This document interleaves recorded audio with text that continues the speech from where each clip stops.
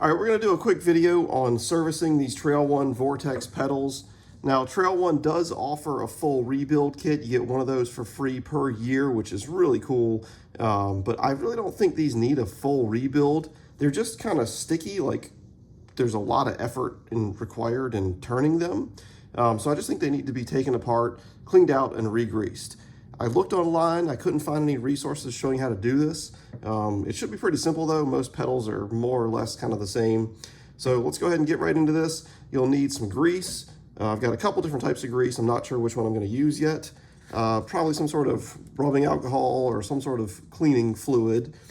You'll need an 8mm and then a couple different Allen keys. I'm not really sure what size these are, but you can probably figure that out on your own. So the first thing you want to do is just obviously take the pedal off the bike, which I've already done, and then break off this end cap here. That should be pretty easy to get off.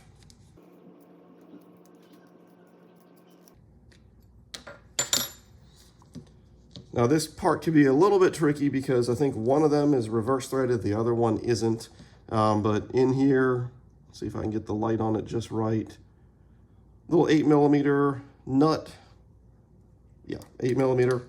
Put that on there. Now, obviously, if you start spinning this right now, all you're going to be doing is also spinning the entire spindle.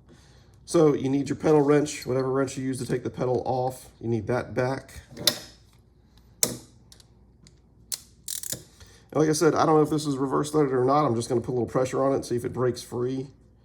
No, so let's try the other way. Yeah. So this one is not reverse threaded, so I'm going counterclockwise.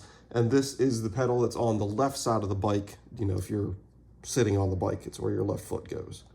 So that little nut is out. From there, the entire spindle should just come out if you pull on it. So straight away, I can see, I think what is one of the problems as to why this pedal got so sticky. This little rubber seal, I think it kind of got pushed in too far or something like that. So we can set this aside for now. We'll come back and clean that. Inside here, you've got a bushing on one side. You know, if you had the full service kit, you would pull that bushing out and replace it. And there should be at least one bearing in here. The bearing, you know, if you want to take the bearing out, should be pretty easy just to pop it out. All right, so now we've more or less just got a hollow shell of a pedal. Bearing came out, single bearing, and then a little washer that I'll need to remember to put back in. So the bearing itself, I'm not going to do anything more than just wipe it down. I don't really want to spray anything on it to get, you know, it's a sealed bearing. You don't want to spray anything on there that's going to get inside. When I say sealed, it's not fully sealed. You know, if you spray that with alcohol or something like that, it would get inside of it. So just wiping off the excess grease. I'm going to go ahead and fully pull off that little rubber seal. Clean all the dirty nastiness off of this thing. Little rubber seal is pretty dirty. I'll use the alcohol spray on that.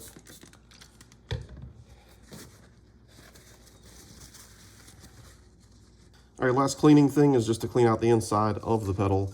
Twisted up a paper towel into a nice little paper towel rod. Send that through.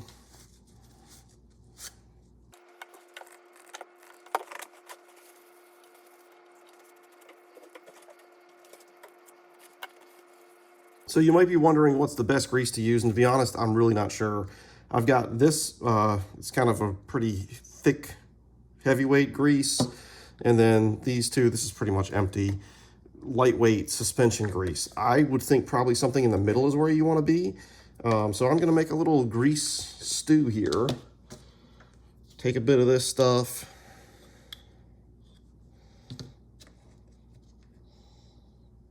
I mean, you can see how thick that is.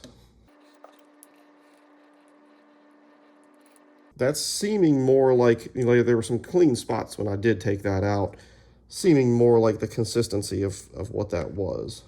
So I would say you can be pretty liberal with putting in the grease.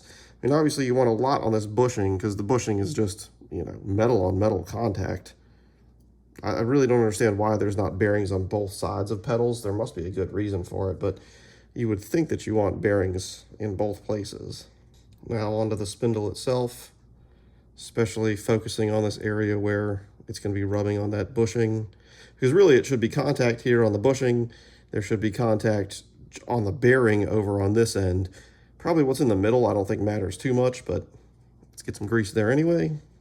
One thing I probably should have done before I went too crazy with the grease is putting this seal back on. From what I can tell, the seal looks completely symmetrical. I don't think there's a wrong way to put it on. All that good grease that I just pushed out of the way, we'll put back on. All right, the bearing needs to be pushed back in. That's a good size because it's going to be pushing really on the outer ring mostly. All right, that's back in. My nice greased up spindle should be able to go in now.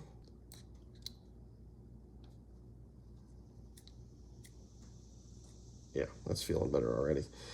So don't want to forget the little itty bitty washer. That's going to be maybe a little hard to get on here, but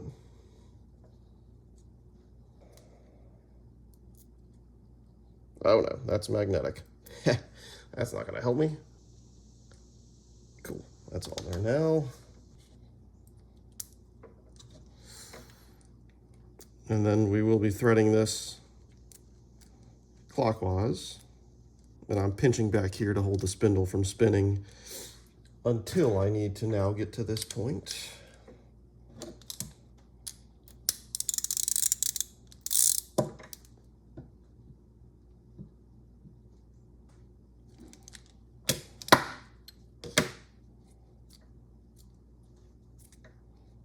Much better than it was. So much smoother, spins. I mean, I was spinning as hard as I could before and it would get like half a rotation. And I may be crazy, but I swear I felt that resistance while pedaling on the bike. It was so hard.